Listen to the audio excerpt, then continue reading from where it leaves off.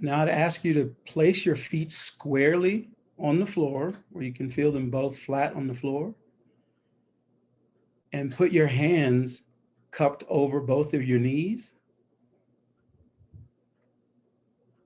Draw in a deep breath and release it through pursed lips.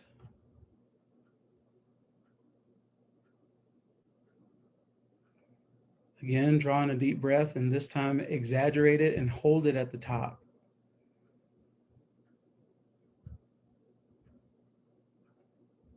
Just for a count, and then exhale through pursed lips.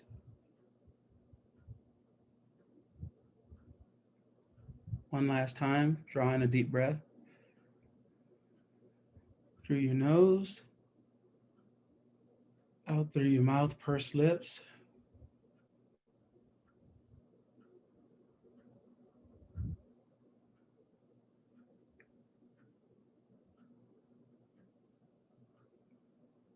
Take a moment, feel again the weight of yourself in your chair. Okay, open your eyes. I'll invite you all back into our space, and hopefully you feel a little bit more grounded and centered and ready for another exciting hour and a half with our entire team. Thank you all. Thank you for your attention, and thank you for being here. I'm gonna turn it back over to Maida. Thank you, Everett. I know I really appreciate this activity, particularly as I'm often doing other things up until we get started, as many of you are. All right, so let's go ahead and move forward. Our meeting norms, just as a quick reminder for us to stay engaged, which means remaining morally, emotionally, intellectually, and socially involved in our dialogue in the next hour and a half, to speak your truth, to be okay with experiencing discomfort, as well as to expect and accept non-closure, and to isolate race and intersect isms, and of course to consider any proposed norms that would meet your needs. So today we are largely going to focus on essential question number 2. How do we establish an equity council that is set up to succeed in advising the district or charter school on budget, services, and programs? Of course, the other 3 essential questions are relevant. However, this is a major focus for today's meeting. Our goals for the school year as we move forward, just a quick reminder that given everything that we have experienced in the past year, we are focusing the school year on establishing relationships, on providing differentiated support for Equity Council leads through the EC Support Hub, and centering equity in systems, in policies, processes, and programming, leveraging the equity in action items, and rethinking and redesigning schooling during the expansion of in-person learning. And of course, all of this is wrapped in the broader context of our state and local infrastructure and how to support for sustainability. As always, our quick commercial for a take and make opportunity for all of you as Equity Council leads, something that you can take back and use in your context with your Equity Councils. And so the workbook will include expanded information on what we'll be covering today, as well as other activities available for your use. So today we are going to, again, focus on our equity and action items with a particular focus on the advisement package or advisement. And of course, as a quick reminder, working on an advisement package should not happen until your Equity Council is onboarded, you've established relationships, a shared definition of equity at your local context, and are given that time and space to be able to prepare. Please note that our Equity Councils would have an opportunity to be able to explore this particular piece of the equity and action items as we move into the summer and think about the new school year. And then of course, as additional funds have been provided to our districts and charter schools. So now Julia Rosa is going to take us through a general overview of the advisement process. Hi, everybody. I'm Julia Rosa, and I'm going to lead you through this advisement process today. So we're going to look at what an advisement is, what the steps are in that process, an example of what an advisement looks like, and a timeline. But before we do that, let's do a quick Zoom poll to just kind of check in with you all around this advisement concept.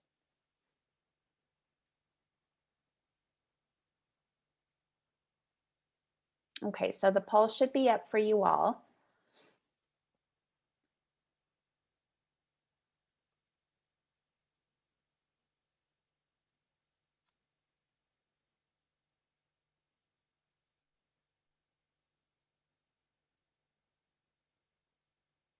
Oh, and I think this is actually the last poll, but that's okay.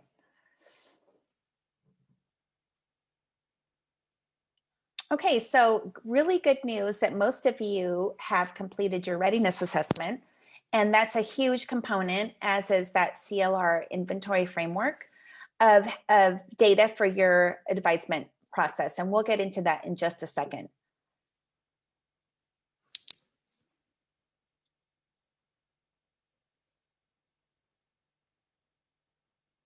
Great, thank you so much for taking that poll, and I'm really happy to see that many of you have completed that readiness assessment.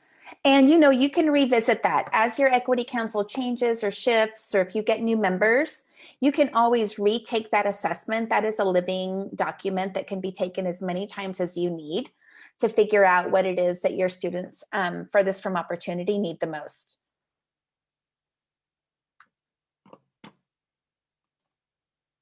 Okay, so let's look at the definition of an advisement.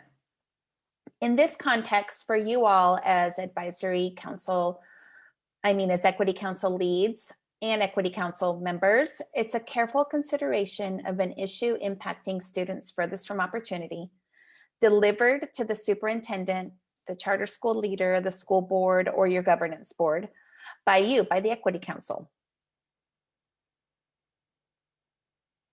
So visually, it looks like this. These are the steps that we're going to explore today.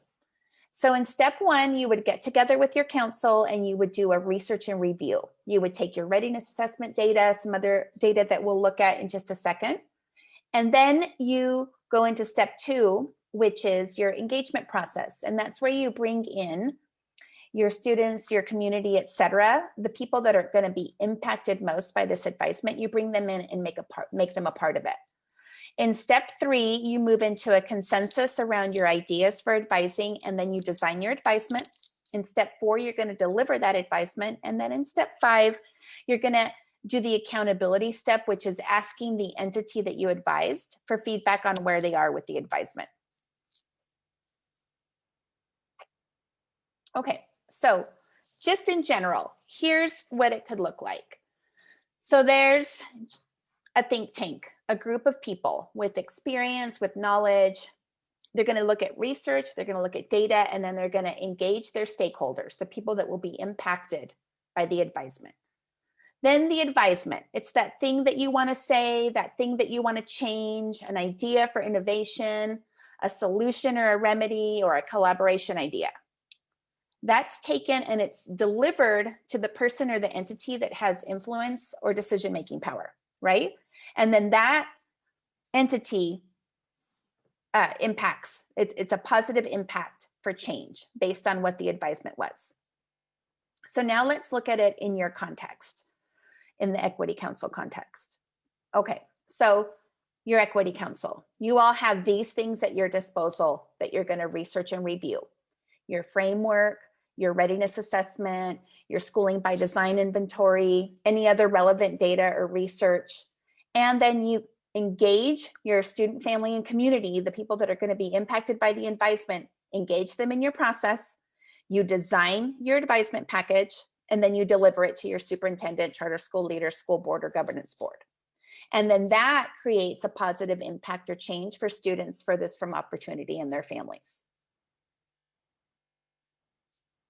Okay, so one more time, let's look at these steps before we take a Zoom poll. Okay, so in research and review, you're going to look at all your data, anything that informs, right? In the engagement phase or step, you're going to bring in the people that are most impacted by your advisement. Students, family, community, tribes, any other community members, and you engage them using that information from your research and review. Then you come to a consensus around all these ideas that have been generated by you as an equity council and your community. And you design your student-centered advisement package. And then in step 4, you're going to deliver that to that entity that has influence or power, right? You're going to make sure that you include your community in that delivery. And then in step 5, you're going to come back to the entity that you advised and you're going to say, hey, can you give us a status update on what we advised? Okay, so let's take a Zoom poll and see how you all feel about these steps and where you might, just based on what you know so far, where you might feel most comfortable in supporting your equity council.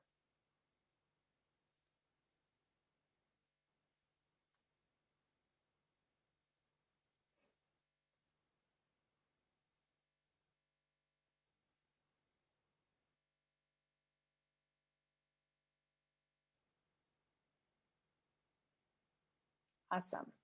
I'm seeing that engagement, those first 2 steps, research and review and engagement, are areas where you all feel comfortable. And then some of you have said, hey, we're still in the onboarding process, and that's great.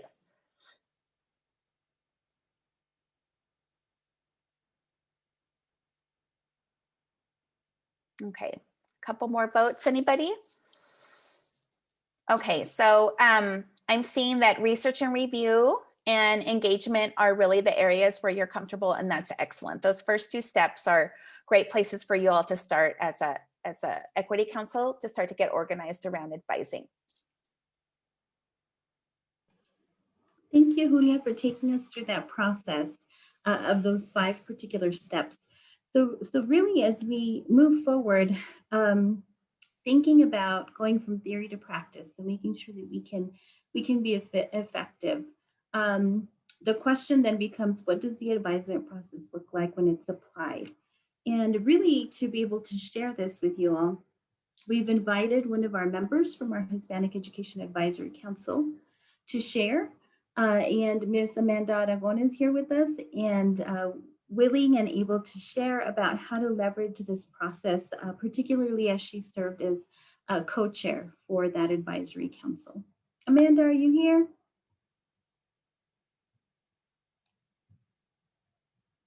I'm here. Let me come off that. Let me turn on my video really quick.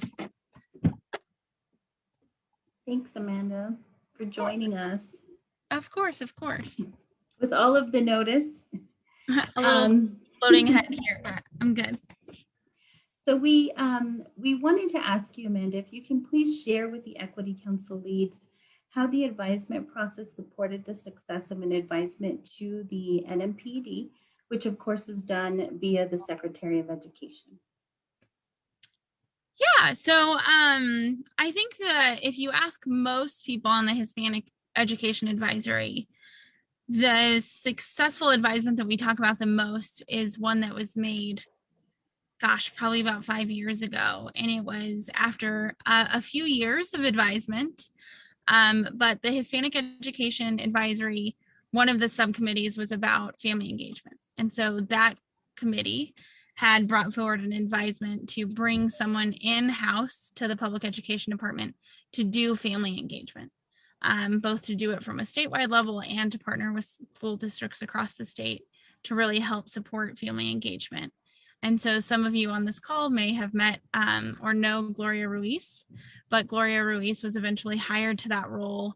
That role was funded as a full-time employee at the department as part of the community engagement team that still exists at PED today. And so I think that's really the one that we're the most proud of, because that one was exactly what we asked for. And it took some time to get there. It didn't happen right away. It certainly didn't happen after the first time that we asked, but that position was created and remains there today. As we think about, going from step one, which is to consider your research and your review, and of course, for your particular case, to anchor yourself in the law that the Hispanic Education Advisory Council is connected to, or the Hispanic Education Act. Going from research to review to engagement, and then of course, moving into the delivery of the advisement and accountability. What would you say? What would you say the process looks like for the HEAC? Yeah, so we're on a pretty good cycle now, I think. And so we always meet kind of at the beginning of our cycle to do exactly what Julia Rosa laid out, right? We just went through a little bit of a restructuring where we didn't think the way, we almost always have like 3 subgroups, and we try and, for us, align those with the 3 components of the law, the 3 major components of the law. And so there may be different implications for an equity council, but we look to make sure that those subgroups make sense. And then we allow our subgroups a lot of time at that first meeting to meet, to get caught up on what their last advisement was, where they think they might want to move forward, and kind of just brainstorm new advisement ideas. And then each of the subgroups brings those back to the big group, and we kind of talk about what advisements might make the most sense. Most commonly, we really identify one major advisement for each subgroup. And then our next meeting is really a working meeting around getting those advisements ready. We workshop them together in subgroups and across the entire HEAC. And then that next meeting is when we would advise the secretary. And so it's a lot of prep, it's a lot of research time, and sometimes it's a lot of discussion. It's very infrequent that we're all 100% aligned on the advisements that we want to move forward, or how we want to move them forward, or what specifics of that advisement should look like. And so it's both really important for us to get time together to figure that out, and really important that once we make that final advisement, that we are all on the same page. And again, I want to be clear, that doesn't always mean that everyone is like, yes, this is the advisement, this absolutely has to happen. There are times where some people on the HEAC are really excited about an advisement. That it's always the majority, right? We don't move anything forward unless the majority of the HEAC wants it. But there are at times some people that are like, man, I don't love this, but I'm a member of this, and we did it in a diplomatic way. So I'm here for the ride. Thanks for sharing, particularly as we saw in our poll that research and review and engagement were something that most everyone is joining us today is comfortable with.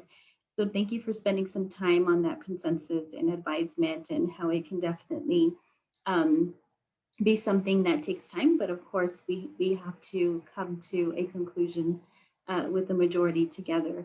So as you think about your experiences with the HEAC, what would you say would be your advice to our Equity Council leads in managing the advisement process and supporting their Equity Council members to advise their district or charter school leadership? Steadfast focus on your advisement, because you're going to need it for your Equity Council themselves. Just I assume Equity Council meetings might be sort of like our HEAC meetings, right? Which is every meeting we have, it's been a little bit of time, and there's always something new in the news, right? Or there's some new major thing that everyone wants to talk about, and those things are important. And so there's always kind of that centering moment in our meetings where it's like, okay, we've given voice and time to like vent or share whatever it might be about what's going on. But like, these are our advisements. This is why we're here. And we need to remain focused on these unless something has shifted so dramatically that we want to rethink these advisements. And so there's always kind of that like, hey, are we all still on the same page? We all agreed that these were the things we're moving forward. That's what we're giving time to today. And so you need to keep your own team focused. And then you need to be steadfastly unapologetic when you're making the advisements to whoever has the power in that situation, in this case, governing boards and school boards. And so for us, it's the Secretary of Education. Certainly not always a pleasant amount of pressure, but you know, it's important that you're unapologetic. If you believe in what you're trying to do, you have to be unapologetic about it, which doesn't mean rude, unkind, unnecessarily aggressive, but unapologetic about what you're asking for and why you're asking for it. And so that's what I would advise. Just steadfast focus for your own group and for the people that you're advising, because it's not going to happen.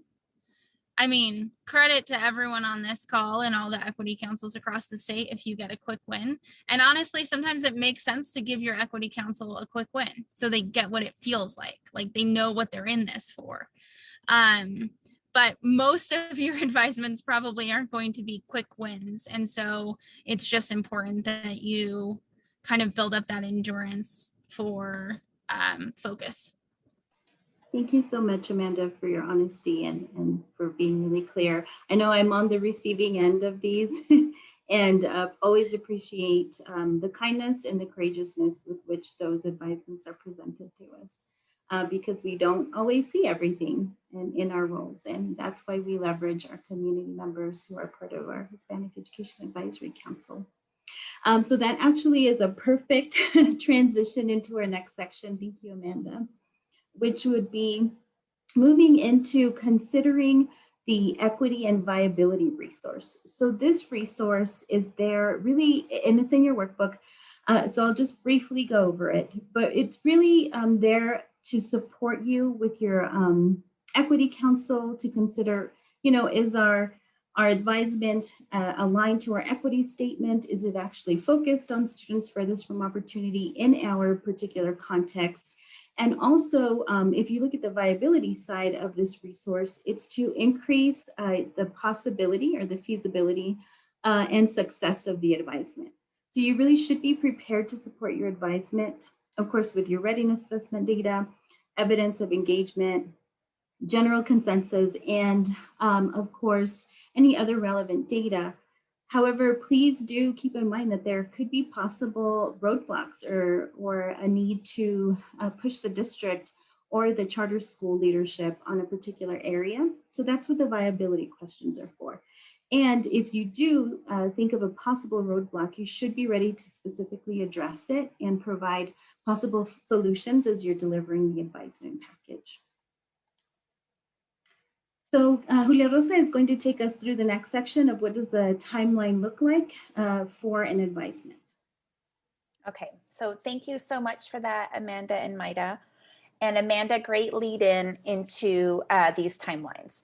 So let's look at some possible timelines for you all as you move into your advisement process. Okay, so speaking of quick wins, as Amanda mentioned, this is a great way to practice doing, practice the advisement process and to build your advisement self-esteem, your self-efficacy around delivering advisements with your equity council. So one way to do this, one simple way would be to do it in one meeting for a simple request or a suggestion, let's say.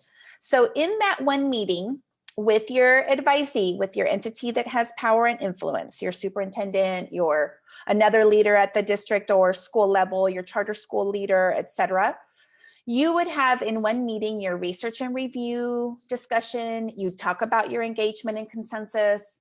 You would actually have your ask. You would deliver your advisement, make that ask, and then you would calendar the accountability component. You'd say, okay, we've asked you. Let's put on your schedule the meeting for us to come back and ask where you are with our advisement to check in with you. So that's a really simple way to deliver the advisement.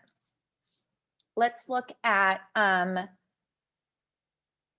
next timeline in terms of, let's say it was your request is something that might take a little bit more planning and effort on your part and your advisee's part. So you could do like an advisement process that was either like a 1 month or a 4-month concept or anywhere in between. This is really for you to work with. So spreading it out across 4 months or across 4 weeks might look like this. Your research and review would come first, and then you would smash together into one meeting your steps 2 and 3, your engagement and consensus, and then your design, right? And then you would deliver, and then you'd come back around and do your accountability. Or let's say that it was something really major, like a policy change, and Amanda was talking about this process. The HEAC actually uses this yearly process.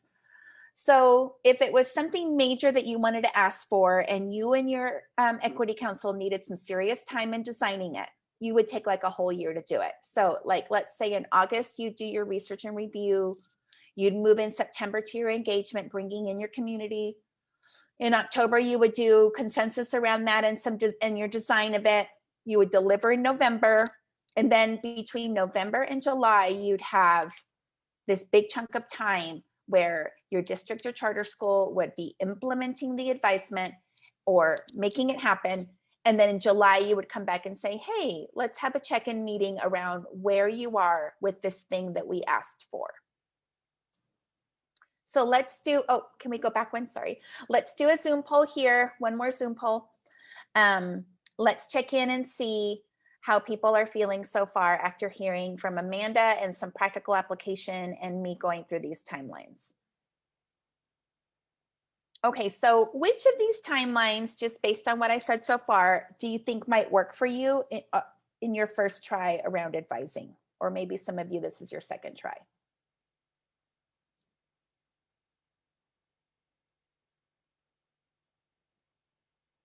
Awesome, okay. Some of you are still working on your onboarding. That's great. I'm glad that you're here to learn more about advising. Some of you have, a lot of you have said that you would take the 4-month version. Some of you are talking about a year. So this is awesome. You all are all at different levels of where you think you might want to go with this. And just know that this advisement process is yours to take and make. It's yours to make your own. As long as those steps are happening, it doesn't really matter if you do them all in one meeting or if you chunk them together in 2s. It doesn't really matter how you do it, as long as you're engaging the students and the community that are going to benefit from this advisement.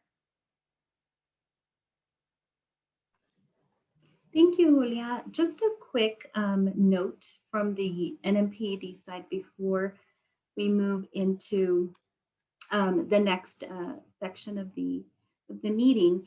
So a quick update. So the NMPED, our team is going to inform superintendents and charter leaders of the advisement process so that they're aware that an advisement package or a single advisement may be coming to them and may be shared, depending, of course, on where your equity council is in the process and any considerations as you get ready for the new school year. And the handbook or the workbook will include a 1-pager with tips on how to receive an advisement, including implementation feedback, and then of course, how to make sure that those of us who are receiving an advisement can consider how to ensure that we're ready for the accountability process. And I believe now we have Tracy who's going to take us into our next section of the meeting. Okay, good afternoon, everybody. Good to see you all. And so like previous meetings, we're going to use the next few minutes of our time to come together into breakout sessions. And we hope that these breakouts will be a little mini work session. We know as equity leads that this is probably your most dedicated time to this work because you all are doing so many other things. And so we want it to be really intentional. And because we've had a good job from everybody who spoke before me, gave us a nice frame to carry into the breakout rooms, we want to use the objectives on the screen to help us focus our conversation. We hope that you all will reflect on your understanding of the advisement process. So the entire process, right, the timeline, the different moving pieces that have to come together that turn out an advisement. And then we hope that you all will share ideas, needs, and solutions for success in the future of advisements. We know that you all are at different stages and various stages in this process. And so if you're not quite here yet, this can be a really good brainstorming time to get a glimpse into what this could look like for your charter or district. So hang on to those ideas, possible barriers, troubleshooting.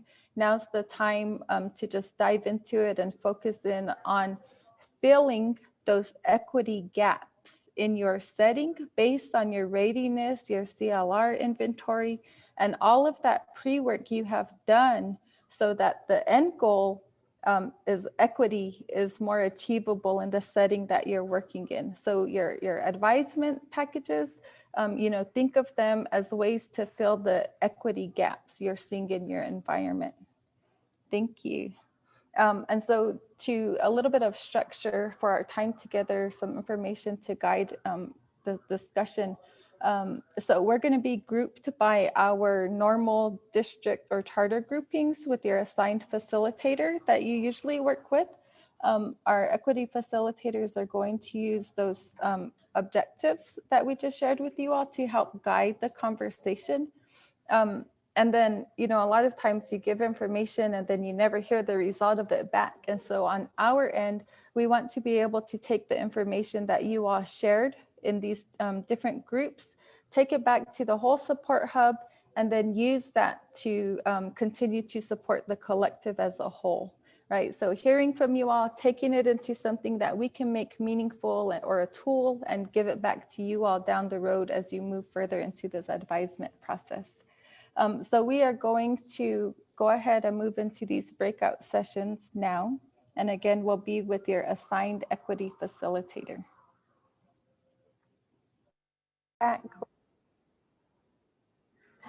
We will come back, just give it another second, let everybody come back in from their Zoom hallways. Get our slideshow back up on the screen.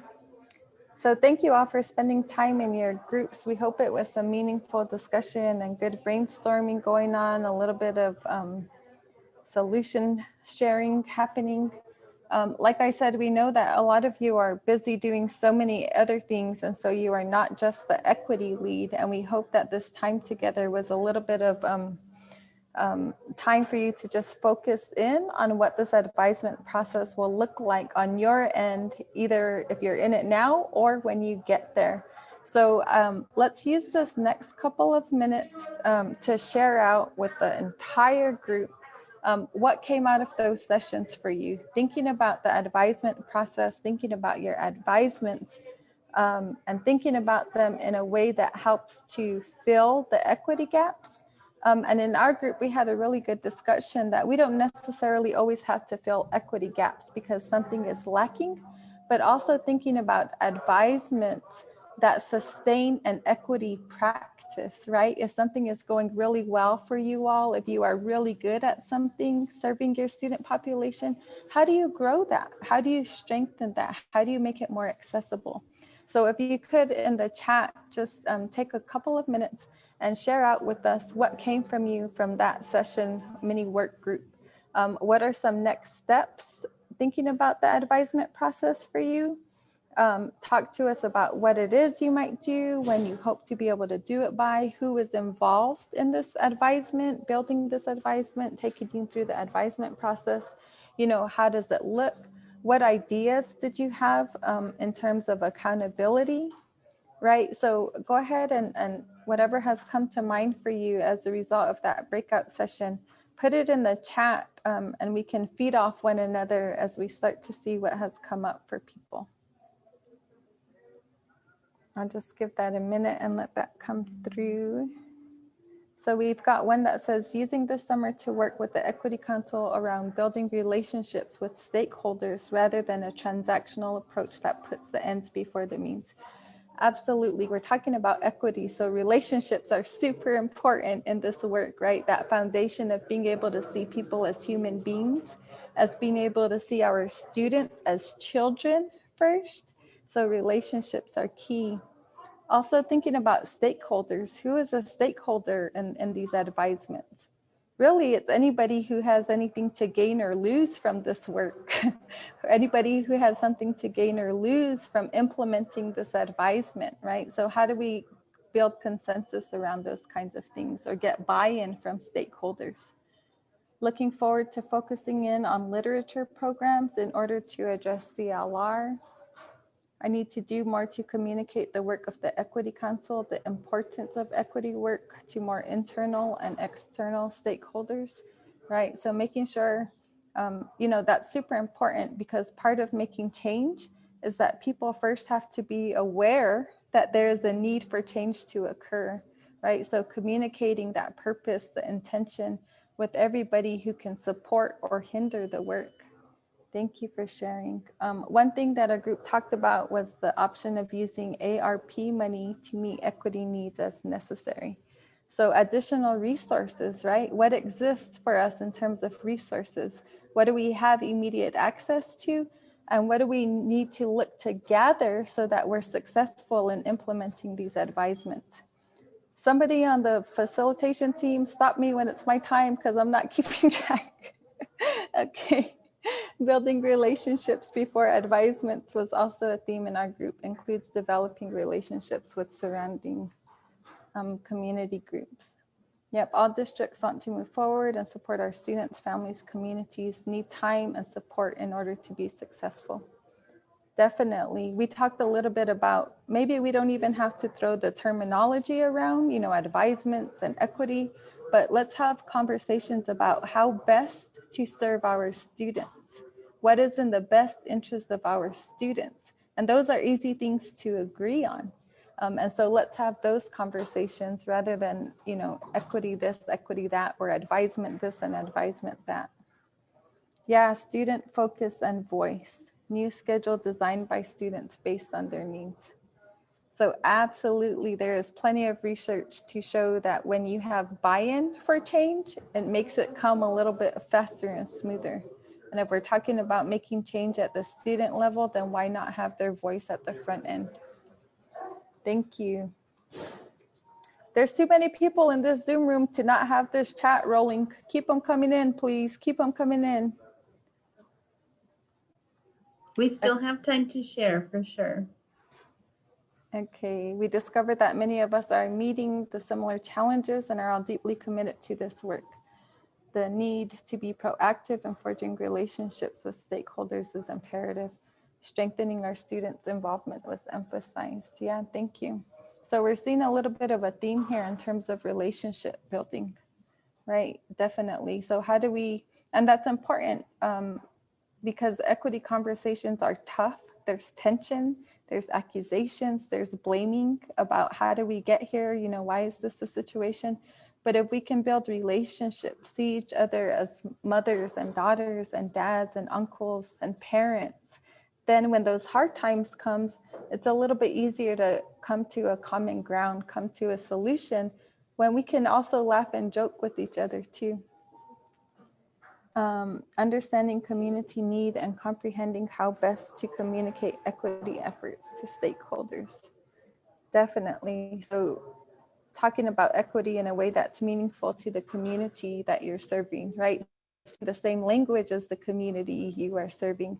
That doesn't mean I'm talking about a language outside of English. Just saying the way the casual conversation in your community setting flows should be the same way that you talk to your parents about equity needs for their children and students. So being in tune, being present with the community and pulling that voice in from that way.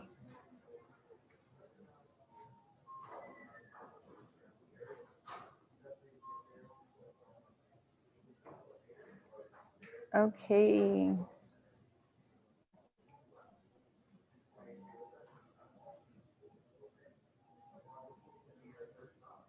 Thank you everybody for sharing out. For those of you who did in the chat, thank you for sharing in your breakout groups. Again, we set up a new tool there so that we could capture the discussion or main ideas that came out of those discussion groups. And on our end, we hope to be able to take that information and turn it into something that can be a support when we go back to our own equity groups and working with our own charters and districts, so that, you know, you help, that whole saying about help me help you, that breakout, what came from the breakout sessions is one of the ways that we hope to be able to continue to support you as you move through this process in building, you know, a more meaningful education for your students that you all serve.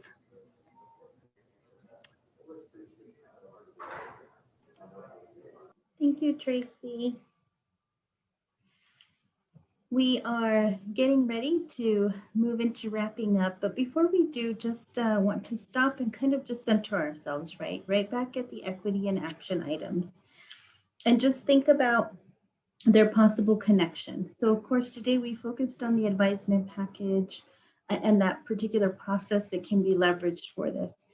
But do just keep in mind that all of these equity and action items could be used individually and separately, depending on where your equity council is, or they can connect. So for example, in the case of the advisement package, if that's where we're centering this particular conversation, you could use your readiness assessment content or your results as part of your research and review for the advisement package.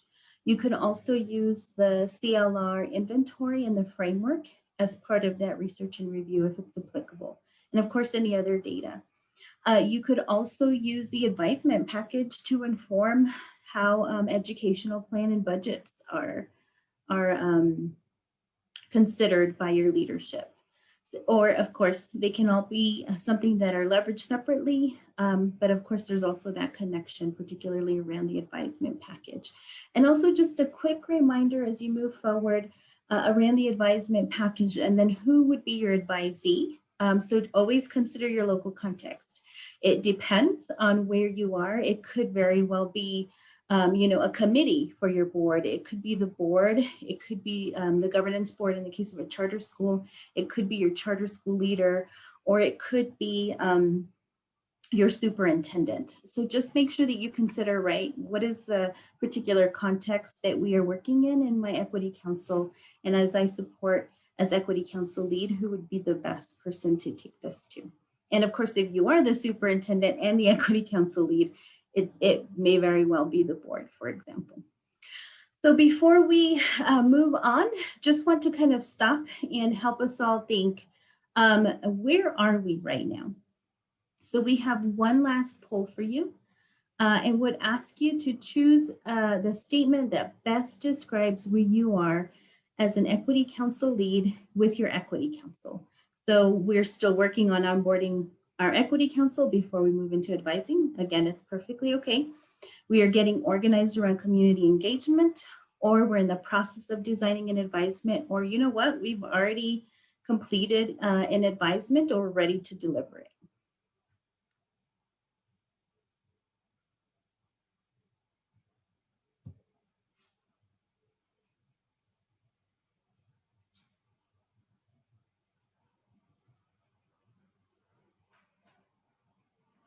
It looks like the majority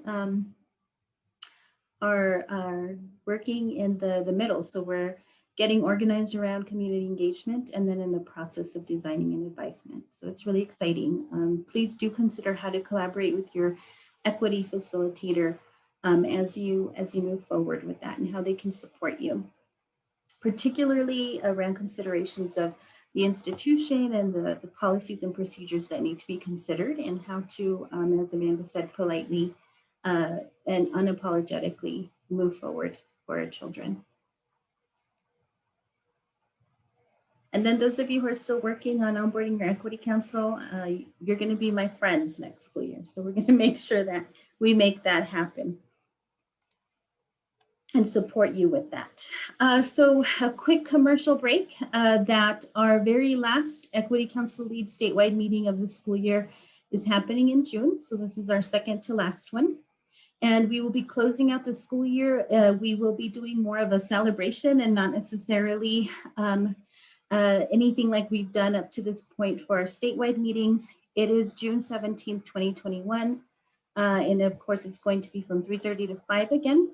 And just know that your equity facilitators will reach out to many of you and consider if you'd be interested in sharing or having them share on your behalf around some of the things that you've been able to accomplish in the past year and a half, in spite of all of the things that we're all juggling or working through in our work lives and in our lives. So excited to be able to close out and to share some highlights with all of you.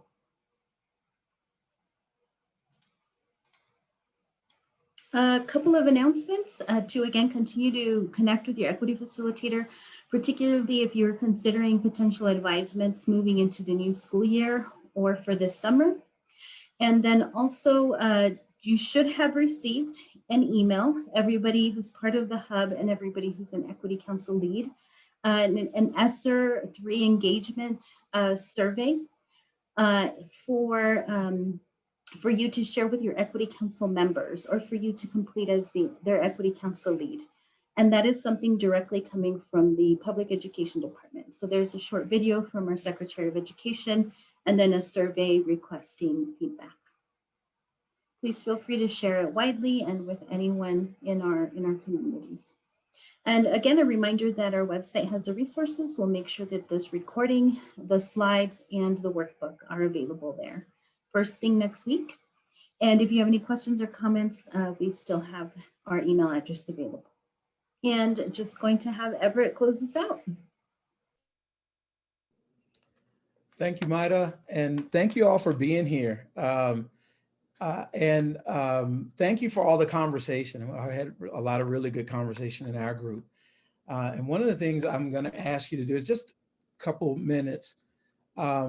I'm going to say a phrase, and if you have a pen around you somewhere, pen, sticky note, something, pencil, I'm going to say a phrase, and I want you to write down the first word that pops into your mind on that sticky note or piece of paper, what have you. So I'll give you a couple minutes, to, just a couple seconds to collect, and I'm going to say this. I want you to write down the first word that pops into your mind when I say back to school, not back to normal.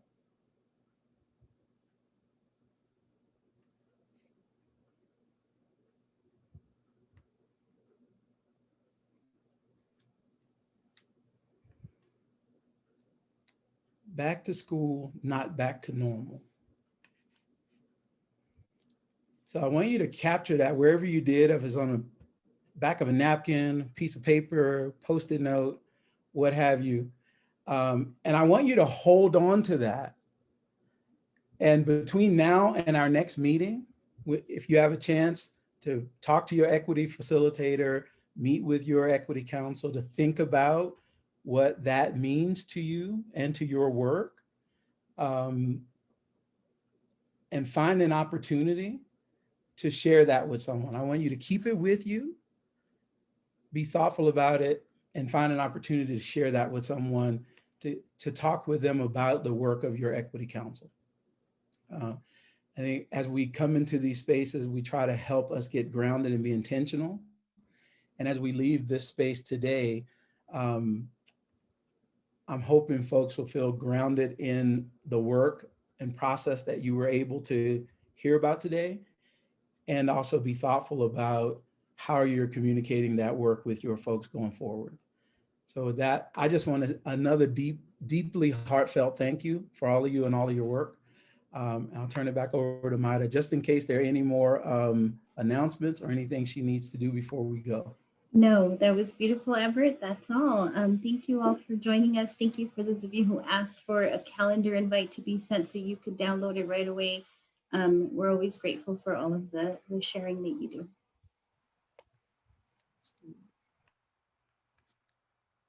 Thank you all.